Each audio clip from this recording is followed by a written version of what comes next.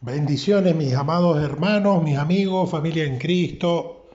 Un día más compartiendo el Evangelio y en esta oportunidad vamos a tocar un tema importante, un tema central, la columna principal, se puede decir, de la Biblia, que es ni más ni menos que el tema del perdón. ¿Por qué es tan importante este tema? Bueno, porque la Biblia lo menciona como tal y también teníamos una pequeña conversación antes de iniciar el estudio de la palabra en donde se manifestaron algunos testimonios en estos días en donde prevaleció el perdón y no prevaleció la oscuridad ni la falta de dominio propio, porque incluso uno de los testimonios fue muy bonito compartirlo. Incluso uno de los testimonios, uno de los hermanos, pues estaba mal, estaba en pecado, y aún así, él tuvo la nobleza y la integridad de confesar su pecado ante Dios y ante los hombres. No era necesario que lo hiciera, pero él lo hizo de corazón. Y Dios evidentemente responde de una manera intachable, de una manera inmediata. Entonces este hermano pues habla por teléfono, me cuenta lo que sucede, hay un problema, ¿no? Un malestar, una pelea, una discusión que cada vez se iba tornando más fuerte y él confiesa su pecado primeramente, reconoce que está mal, eso a Dios le agrada. Una persona que es capaz de confesar no solo ante Dios, sino ante los hombres, que está equivocado, que está mal y que está en pecado, ¿verdad? Entonces, acto seguido, el propio Espíritu Santo de Dios no permite de que esa discusión continúe, ni que se quede esa herida estancada en los corazones de las dos personas que estaban discutiendo. Tanto uno como el otro tenían sus razones, pero bueno, Dios no permitió, con pocas palabras, todo quedó en una solución que se concretó con el perdón, pidiéndose perdón mutuamente entre hermanos. Esto lo hemos vivido el día de ayer, recientemente. A su vez, también otro hermano comentaba otro testimonio que también le sucedió en el día de ayer o en estos días recientemente con otra persona, en donde él mismo también reconoce ante Dios y ante los hombres que estaba mal y que su actitud fue mala, que no era agradable a Dios. Entonces vemos el fruto inmediatamente del Espíritu Santo de Dios en estos corazones y en estas vidas, que a pesar de que aquí ninguno es perfecto, y el que diga que no peca, miente y lo hace mentiroso a él, no tiene nada que ver una cosa con la otra. Sin embargo, vemos la consecuencia de ser honestos y de ser íntegros. Y Dios eso lo tiene en cuenta, por eso no permite de que se quede allí un rencor y mucho menos una raíz de amargura.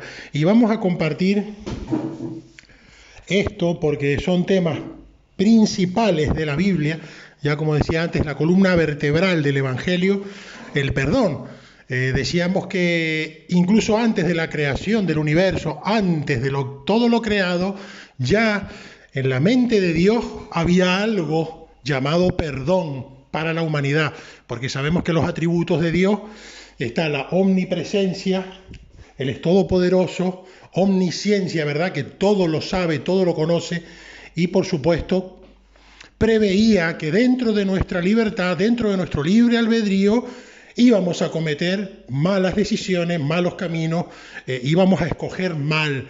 Aún así, de tal manera nos amó que se tuvo que entregar a sí mismo, entregándose en forma de hijo para sacrificio y redención de la humanidad, para todo aquel que deposita la fe en el Señor Jesucristo y en el derramamiento de su sangre preciosa por rescate de todos nosotros. Entonces, partiendo de allí, vemos que el tema del perdón está, se puede decir, antes que de la propia creación. Imagínese usted si esto es importante y vital en todo aquel que se haga llamar, toda aquella que se haga llamar hijo o hija de Dios. Así que bueno, un tema que arrancamos con algunos versículos que ya conocemos, pero que tenemos que compartir y lo compartimos de la siguiente manera. Mateo 6, 14 y 15 dice así. Son versículos conocidos, pero son profundos y tenemos que atesorarlos y guardarlos en nuestro corazón. Dice así: porque si perdonáis a los hombres sus ofensas, os perdonará también a vosotros vuestro Padre Celestial. Mas, si no perdonáis a los hombres sus ofensas, tampoco vuestro Padre os perdonará vuestras ofensas. Ahí vemos uno de los versículos de cabecera, ¿no?, para arrancar, que son contundentes. La verdad que eso es lo que hablábamos hoy con los hermanos. Son pasajes de las Escrituras que no necesitan, ¿no?, una teología profunda, un análisis muy detallado, porque las palabras son claras, son contundentes. O sea, perdona para que te perdone tu Padre Celestial, así de simple. Y continuamos desarrollando. Veíamos, por ejemplo, un caso en el Evangelio de Juan 8:11, dice de la siguiente manera, y eres el ejemplo de la mujer adúltera, ¿verdad? La mujer adúltera fue pillada infraganti delante del pueblo y delante de los religiosos de la época, los fariseos y el propio pueblo, que quería justicia y quería sentenciarle, querían señalarla y condenarla. Sin embargo, aquí vemos al Maestro, al Mesías, diciendo de la siguiente manera. Ella dijo, Juan 8:11, ninguno, Señor. Entonces Jesús le dijo, ni yo te condeno. Claro, recordemos que Jesús le preguntó, ¿dónde están tus acusadores?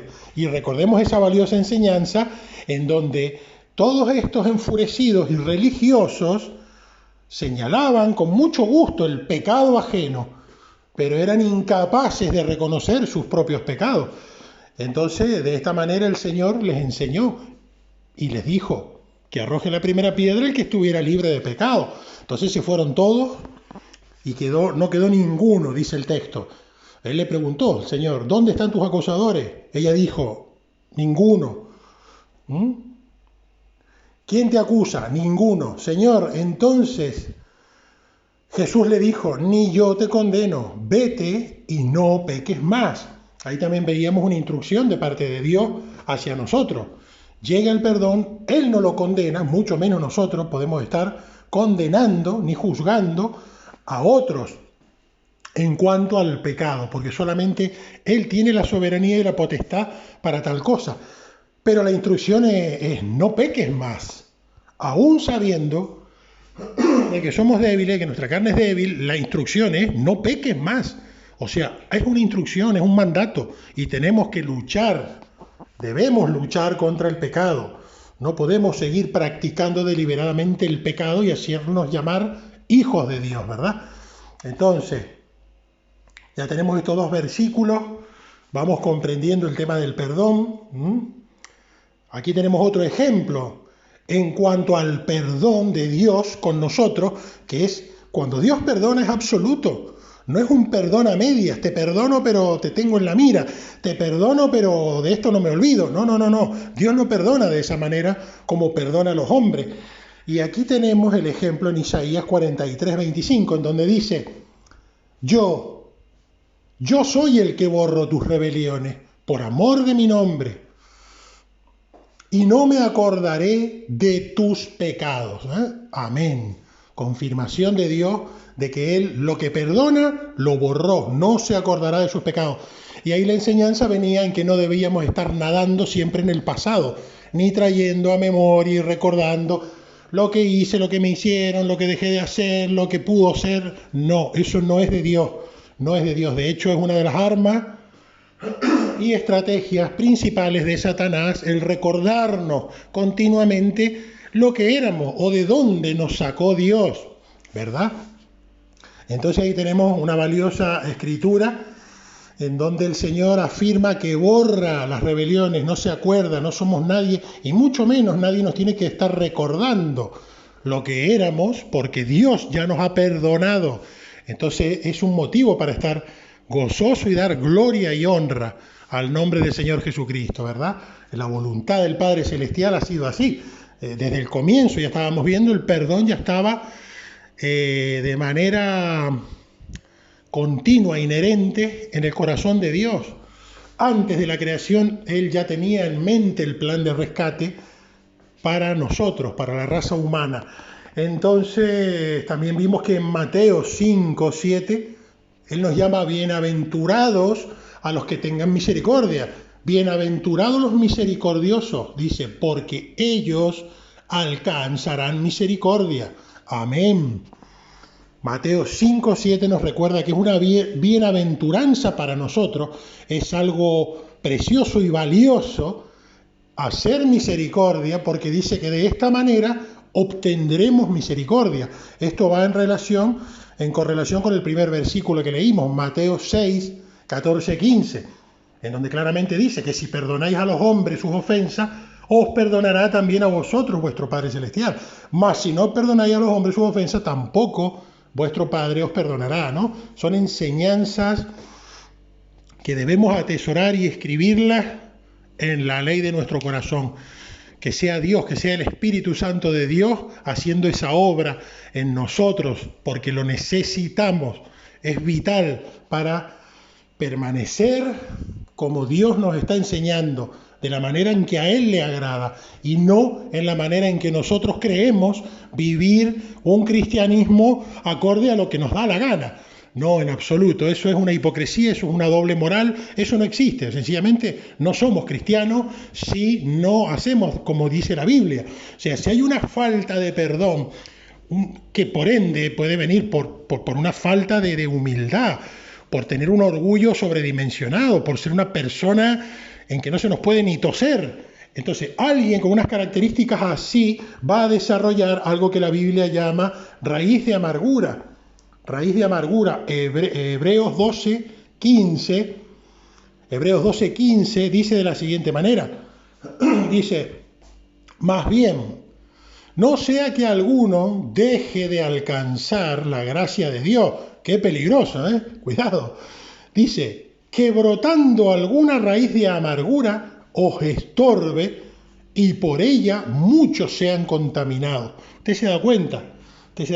Uno de los motivos principales por lo que puede aparecer tan tremenda consecuencia es ni más ni menos que la falta de perdón. Es que nos lo lleva diciendo en todos los versículos que estamos oyendo, ¿verdad? O sea, si no perdonas, Dios no te va a perdonar. Es tan simple como eso.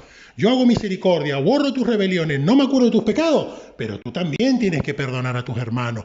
Tú debes hacer misericordia, ¿verdad?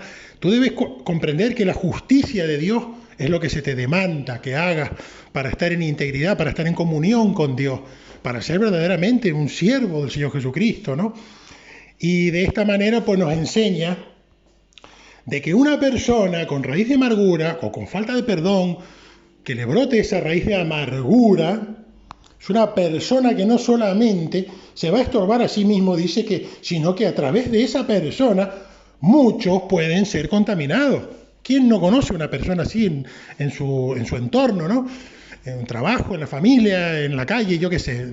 Siempre hay una persona que a todo le saca punta, que a todo lo ven mal, todo lo critica, no está contento ni consigo mismo, no está conforme ni con su propia vida. Pero como no está conforme con su propia vida, nadie debe estar bien porque eso es lo que brota realmente de un corazón en donde hay una raíz de amargura. ¿Qué es lo que es una raíz? Es algo profundo que va hacia adentro y que no se ve. Esa es una de las características. Y ahí tenemos el tema de estos pecados que a veces son como más visibles y otros pecados que no se ven, pero que están allí. Entonces, como decíamos en aquel texto también, que si confesares tus pecados, hay que confesar estos pecados a Dios, hablarlo, Él será justo para perdonarnos. Vamos a leer ese texto, pero tenemos que dejar bien en claro que la raíz de amargura es algo peligroso y contrario, verdaderamente contrario a la voluntad de Dios. Fíjese lo que dice, fíjese qué tremendo. Vamos a analizar un poquito más este párrafo. Escuche bien. Vamos a leer del 14. Seguid la paz con todos. O sea, nos manda a ser pacificadores, a trasladar la paz del Señor a todos, dice. Seguid la paz con todos. Y la santidad, ojo con esto, y la santidad, sin la cual nadie verá al Señor. Siempre hemos hablado de este texto y estamos de acuerdo en que esa santidad perfecta vendrá evidentemente de la mano de Dios y cuando se cumpla la hora en entregarnos cuerpos perfectos, glorificados, ¿verdad? Cuando se nos entreguen estos cuerpos nuevos, glorificados, perfectos, a su imagen y semejanza, con el brillo y el resplandor de su gloria, ahí se completará perfectamente el ciclo de la salvación para entrar en su presencia, porque no puede entrar en su presencia nada corrupto, nada contaminado, nada con pecado.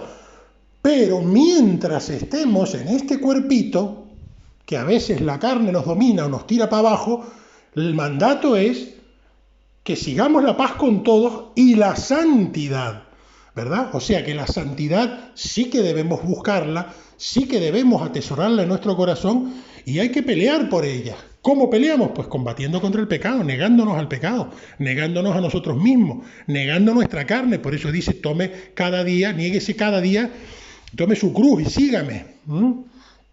Debemos negarnos y buscar esta santidad. Y aclaro una vez más, no estamos hablando del concepto de santidad que a veces se transmite como que yo soy santo y puro y perfecto y ya está, yo ya estoy redimido, estoy completo y yo ya puedo entrar al cielo porque según mi juicio yo ya soy perfecto. Eso es una falacia y es una mentira. Pero no buscarla y decir, bueno, total, el día que me entreguen el cuerpo nuevo, yo entraré al cielo, mientras tanto vivo como me da la gana, eso es una hipocresía y es algo que no es compatible ni con las enseñanzas bíblicas ni con la verdad. No es compatible con la verdad del Evangelio. O sea, hay que plantar cara al pecado y debemos luchar. Tenemos todas las herramientas que Dios nos da. Tenemos familia en Cristo, tenemos la oración, tenemos al Espíritu Santo que nos acompaña. Pero si nosotros voluntariamente decidimos, pues justamente esto, no buscar la santidad, no perdonar, entonces estamos jugando un juego hipócrita. Realmente seríamos como esos sepulcros blanqueados a los cuales el Señor llamó diciéndole, sí, sabes mucho de Biblia, te vistes bien, pero por dentro estás podrido, estás lleno de muerte. Sepulcros blanqueados les llamó a esos religiosos que verdaderamente pues tienen esa conducta y como quien dice, no se aplica en el cuento, ¿no?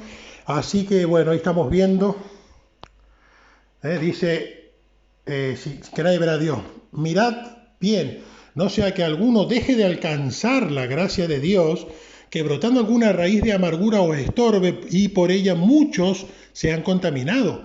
Y pone un ejemplo muy triste, dice, no sea que haya algún fornicario o profano como Esaú, nos pone ese ejemplo, que por una sola comida vendió su primogenitura, o sea, le importó un pepino las bendiciones de Dios y lo establecido por Dios y el respeto a su Padre y a su Padre Celestial le importó 3 pepinos y dijo, sí, toma mi primogenitura, toma todo. Y mira lo que dice después, el 17, porque ya sabéis que aún después deseando heredar la bendición, fue desechado y no hubo oportunidad para el arrepentimiento, aunque la procuró con lágrimas. ¡Wow! Qué texto que nos hace considerar que con Dios no se juega. Con Dios no se juega porque decimos que un corazón arrepentido, contrito, verdaderamente Dios lo va a limpiar, lo va a curar, lo va a restablecer. Pero alguien que quiere jugar a la doble vara de medir y a la doble vida, eso también Dios lo ve. Y Dios cuando dice no, pues se acabó, se te acabaron las oportunidades, hasta aquí llegaste. No me vengas luego con lágrimas porque ya está, ya hay un juicio, ya se sentenció sola esa persona al querer jugar y burlar a Dios. Es muy diferente la actitud que tenía el rey David, por ejemplo, que menciona la Escritura, que a pesar que cometía tremendos pecados, su arrepentimiento era triste, amargo, era algo desgarrador, él no podía continuar viviendo así y lo confesaba y clamaba al Padre con corazón rasgado, mas no con vestidura rasgada, era con corazón rasgado y Dios lo volvía a restaurar las veces que hiciera falta.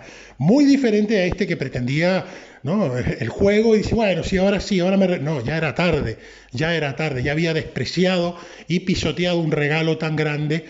En este caso es una simbología de la salvación, ¿no?, de Dios, es una bendición de Dios, una primogenitura, es una bendición importante que se realizaba en el Antiguo Testamento, era una tradición establecida y era bastante importante, ¿no? Era un hecho sagrado verdaderamente. Entonces a él le importó lo que le importó, luego ni con lágrimas tuvo oportunidad, dice, de arrepentimiento. Entonces eso es lo mismo que el texto aquel que dice, buscad de Jehová mientras pueda ser hallado. O sea que va a haber un momento en nuestra vida o en los tiempos determinados por Dios en que no va a poder ser hallado. Y eso nosotros no lo sabemos cuándo va a ser. Ahí está aquí de la cuestión.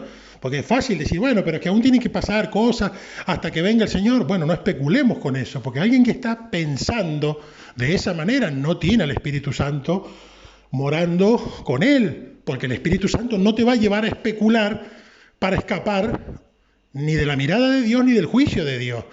Te va a hacer conducir a tu nueva vida como Dios lo estableció. Si somos nuevas criaturas, tenemos que caminar como dice la Escritura en cuanto a esto, ¿no? Eso tenía que quedar claro. El tema de la raíz de amargura, bueno, ahí estamos viendo todas las consecuencias y pone un ejemplo tremendo que puede hacer tropezar a muchos otros. El tema de la raíz de amargura también está relacionada, dijimos, con el pecado. Eso tiene que quedar claro, que el pecado puede ocasionarnos esta raíz de amargura. Hemos visto los pasajes principales, ¿verdad?, en donde veíamos que incluso antes de la creación, Dios ya contemplaba el plan perfecto que nos iba a ayudar a reconciliarnos con Él. Verdaderamente la historia de la Biblia es una historia de perdón, es la historia del perdón de Dios a través de la sangre de su Hijo amado Jesucristo. Es la historia de la redención de la humanidad con Dios, la reconciliación con Dios. Eso son las buenas nuevas de salvación. Eso es el Evangelio, buenas nuevas de salvación. Salvación que obtenemos inmerecidamente, ¿verdad? Pero a su vez Él nos dice cómo debemos obrar y qué debemos hacer para dar buenos frutos agradables a Dios. Y lo que dice que no puede ser es que exista una raíz de amargura. Y lo que no puede ser es que vivamos con falta de perdón. Y evidentemente esto está enlazado, dijimos, a la falta de humildad, a la falta de autocrítica, a la falta de... O sea, no podemos pretender agradar a Dios, no perdonar y montarnos en el caballo del ego, porque tenemos que recordar que eso fue lo que hizo caer a Satanás del cielo, ¿verdad? La soberbia, ¿no? Esa soberbia, eso que nació dentro del corazón del ángel más bello, celestial, que estaba viendo el rostro de Dios, la gloria de Dios, donde tenía privilegios, lo tenía todo. Sin embargo, creció esta triste marca de la soberbia, del orgullo, y ahí llegó la caída de Lucifer. Entonces debemos alejarnos de ese tipo de conducta, y si este tipo de conducta nos llevan incluso a una falta de perdón, bueno, ya la Biblia nos está diciendo lo que sucede si ocurre esto. Dios nos libre y nos perdone si de verdad estamos en esta tesitura o lo hemos estado, y ya, si no nos hemos arrepentido, es buen momento para hacerlo de corazón, arrepentirlo, y hemos visto que es un Dios misericordioso y justo. Ahí está la buena noticia, que no es tarde, mientras estemos aún con vida, podemos acudir a Él de una manera humilde, humillada ante Dios, no con exigencias ni con prepotencia, y mucho menos escondiendo nuestras cosas en el baúl para que se pudran ahí. Justamente esa podredumbre hará lo que dice la Biblia que va a hacer, ¿no?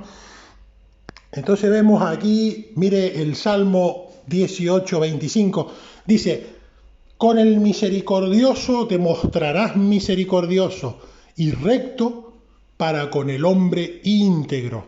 Promesas de Dios, un Dios justo, un Dios recto, un Dios que no, lo que hemos dicho siempre, no va a tomar por inocente al culpable, ni culpable al inocente. Ahí están las promesas de Dios en relación a la misericordia. Debemos ser misericordiosos y nunca olvidarnos del precio que pagó el Señor por este perdón tan precioso y tan incalculable que hemos recibido.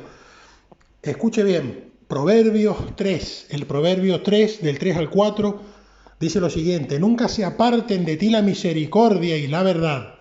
Misericordia y verdad. Átalas a tu cuello, escríbelas en la tabla de tu corazón, y hallarás, mire lo que hallarás, gracia y buena opinión ante los ojos de Dios y de los hombres. Aleluya, gloria a Dios. Estamos comprendiendo de que esto le agrada a Dios. Ver a un siervo, a una sierva, obrar con misericordia y con la verdad, ¿no? La verdad de Dios, por supuesto. Es la verdad del Evangelio y no nuestra verdad ni nuestras opiniones. Entonces vemos en Proverbios 3, 4, que no se aparten de mí, de ti, dice, la misericordia y la verdad. Son preceptos, por eso pone este ejemplo. Átalas al cuello, escríbelas en la tabla de tu corazón. O sea, conceptos primordiales, lo que hemos dicho al comienzo, esto es un eje central de la Biblia. No se puede ser cristiano y tener falta de perdón. No es compatible, no puede ser. Por eso a Pedro le decía, ¿cuántas veces vamos a perdonar? 70 veces 7. Eso es lo que nos dice el Señor. Y debemos trabajar en ello, porque sé que a veces es difícil, cuesta. Hay cosas que todavía están ahí, no han sido perdonadas definitivamente, pero con la ayuda y favor de Dios, Él nos podrá conducir hacia ese arrepentimiento y que florezca de nosotros el perdonar, incluso a gente que no lo merece. Según nuestro criterio hay que perdonar, porque nosotros tampoco merecemos que Dios nos perdone todo lo que nos perdona, ¿verdad? No lo merecemos, no es justo, pero aún así alcanzamos la misericordia y el favor de Dios. Entonces, Efesios 4:32. Mire, antes veíamos en la oración, decíamos, mire, Marcos 11:25 nos indica, y cuando estéis orando, perdonad, perdonad si tenéis algo contra alguno, para que también nuestro Padre que está en los cielos os perdone a vosotros vuestras ofensas, dice la Escritura. Amén. ¿Ves la consecuencia? Para que también vuestro Padre que está en los cielos os perdone. Pero la condición es que mientras estemos orando, si nos acordamos de algo que no hemos todavía cicatrizado, perdonemos. En oración, perdonemos. Dejemos que el Espíritu nos lleve hacia ese camino del perdón. Si tenéis algo contra alguno, para que también vuestro Padre que está en los cielos os perdone. Usted se da cuenta cómo es algo central de la Biblia. No existe, igual que el amor. Antes decía un hermano, sí, el amor, claro, efectivamente, van de la mano, diríamos, estos conceptos, porque por amor tuvo que entregarse a sí mismo para efectuar este perdón y reconciliación. Y entonces a nosotros se nos demanda lo mismo. Por eso dice, no juzguéis y no seréis juzgados, no condenéis y no seréis condenados. Y aquí viene, perdonad y seréis perdonados. Lucas 6:37. No juzguéis y no seréis juzgados. Entendamos que aquí el juzgar no está hablando de que no debemos hacer una defensa del Evangelio y permitir que cualquier lobo rapaz entre, destruya el rebaño del Señor, y aquí nadie dice nada, nadie exhorta, los ancianos se borran, nadie le pone límite a las herejías. No está diciendo eso. Porque una cosa es juzgar los pecados personales de las personas y otra cosa es juzgar con justo juicio, que la Biblia también nos demanda que debemos juzgar con justo juicio las situaciones, la defensa del Evangelio, las doctrinas que se imparten. Entonces, este versículo a veces se malentiende, se malutiliza para decir eso y para callar la boca a algún centinela, a alguien que haya sido enviado por Dios a desenmascarar un acto de Satanás encubierto, porque la Biblia dice que entrarán hombres perversos encubiertamente y que no perdonarán el rebaño. Entonces, si estas advertencias existen, y también leíamos en la semana pasada que se nos demanda hacer una defensa del Evangelio, son situaciones diferentes. No estamos condenando al ministro su vida personal. Lo que estamos es defendiendo la doctrina del Señor Jesucristo. Si alguien está intentando torcer las Escrituras para enseñarnos otro tipo de evangelio u otras técnicas que no se amoldan a la palabra de Dios. Eso es diferente. Pero aquí estamos hablando del señalamiento de la caída, del pecado del hermano, ¿no? Empieza a veces con una murmuración, como un chisme, y termina siendo un juicio al final. Y por eso es peligroso, y dice, no juzguéis y no seréis juzgados. No condenéis y no seréis condenados. Perdonad y seréis perdonados. Contundente la Escritura, Lucas 6:37. Y ya para ir cerrando, Efesios 4:32 dice, antes ser benignos unos con otros, misericordiosos, perdonándoos unos a otros, como Dios también os perdonó a vosotros en Cristo. Amén y amén a esa Escritura preciosa que, verdad, es alimento para nuestra alma. Efesios 4:32 confirma una vez más la voluntad del Padre, que tenemos que, además de amarnos, perdonarnos, que se equivocó, que me respondió mal, que me ignoró, que hay que perdonar a veces que haga falta. Sí, exhortar también, claro, también hay que exhortar todo, pero el perdón es el eje central de la Biblia, es el eje central de la Escritura. Todo nace a través del perdón de Dios hacia la humanidad. Por eso son las buenas nuevas de salvación. La reconciliación con Dios no depende de nosotros. Pero una vez que somos rescatados, perdonados, redimidos con la sangre del Cordero, nosotros no podemos ser hipócritas y decir, bueno, yo ya recibí la salvación, a este no lo perdono, a aquel tampoco. No, Señor, porque un corazón así no lo acepta Dios. No lo acepta Dios. Dios te va a dar las herramientas para cambiar, pero si tú voluntariamente no quieres, eso es decisión tuya. Entonces, ahí es donde nosotros debemos doblar rodillas y clamar al cielo si de verdad notamos que en nosotros aún hay raíces de amargura, falta de perdón, es algo tremendo y peligroso, ¿no? Entonces,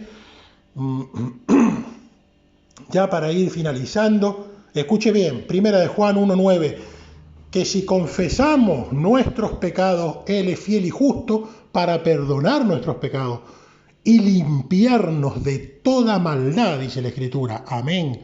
Contundente. Él es fiel, justo, para no solo perdonarnos, sino limpiarnos de toda maldad. Aunque el diablo después quiera señalarnos y decir, tú no esto, tú lo otro, Él ya nos limpió.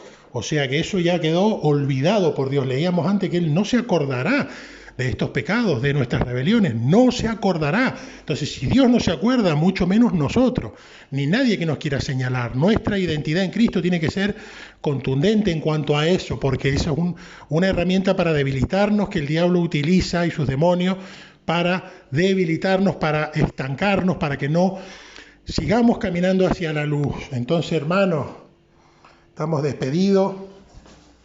Mira aquí Colosenses 1+3:13 dice que nos soportemos, soportándoos unos a otros.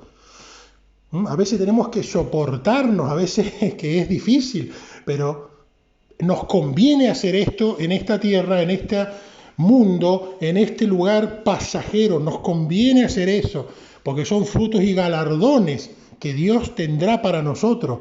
Él lo promete y Él es fiel, y Él tiene en cuenta todas las cosas que nosotros hacemos. Por eso es un Dios justo, no como el diablo que solo tiene en cuenta lo malo. Por eso te va a utilizar a alguien para herirte, para recordarte lo malo que eres, lo mala que eres, para recordarte siempre tus faltas, tus pecados, pero Dios no es así. Dios también tiene en cuenta tus misericordias y tus frutos agradables a Él, ¿verdad? Porque Él compensa, Él es un juez, Él es un Padre celestial, pero es un juez y es justo. Dios no puede ser tachado de injusto nunca. Dios nos libre de cometer tal atropello, tal herejía y considerar a Dios como injusto, porque la justicia de Dios está por encima de todos nuestros razonamientos y de todos nuestros planteamientos, ¿verdad? O incluso aunque no lo comprendamos, Él es el soberano y Él es la autoridad, y Él es nuestro Padre Celestial. Entonces aquí en esta promesa nos exhorta a que nos soportemos unos con otros, nos perdonemos unos con otros, si alguno tuviere queja uno del otro, dice. De la manera que Cristo os perdonó, así también hacedlo vosotros. ¿Ves cómo es algo continuo en las Escrituras? Colosenses 3:13, estamos leyendo cantidades de libros, cantidades de pasajes. Por eso decimos que es una columna vertebral de la Biblia. El amor, ¿no? El amor a Dios, el amor al prójimo y primeramente el perdón, porque todo comienza con el perdón. Y luego viene todo lo demás, ¿no? Así que bueno, hermanos, bendiciones, estamos despedidos. Espero que el Espíritu Santo de Dios more y esté avivando vuestros corazones para realmente exaltar y poder llegar siempre con una fragancia agradable, con un olor grato de nuestros frutos a nuestro Padre Celestial a través del sacrificio perfecto en la cruz del Calvario de nuestro único y verdadero Señor, nuestro Dios, Jesucristo de Nazaret. Bendecidos y será hasta la próxima, si Dios lo permite.